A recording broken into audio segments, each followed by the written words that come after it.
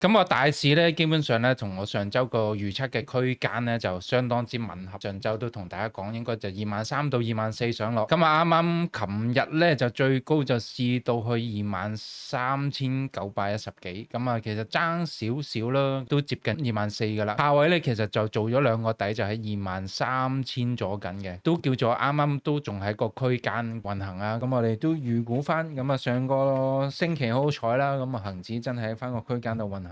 恒指咧有機會咧下週嘅波幅咧下位咧就有機會22,900到23,000。咁除非咧真係美國咧下跌嘅幅度比較大啲，或者跌得恐怖啲啦。暫時未見到有啲咩重大嘅消息刺激佢再上升啊。咁但係始終咧5月份咧暫時嚟講個勢都仲係比較強勁啲嘅。下個星期又到期結啦，咁啊所以暫時嚟講咧都有機會可能都仲係想夾住喺高位去做一個結算啊。咁咧嚟緊咧如果話上望嘅話咧，基本上咧就23,400到24,300亦都會頂住嘅。因為我哋最近咧都留意到咧金價咧又開始回升啦，咁啊比特幣亦都再創新高添啊，咁啊所以變咗呢啲嘅資金去咗避險之下咧，就開始會見到咧個股市咧有機會開始咧回軟啦。咁啊尤其是美股咧就會特別明顯少少，因為美股始終比港股咧嗰個估值係高好多啊，咁所以美股咧就相對嚟講咧較容易去下跌，咁亦都會跌得比較多少少。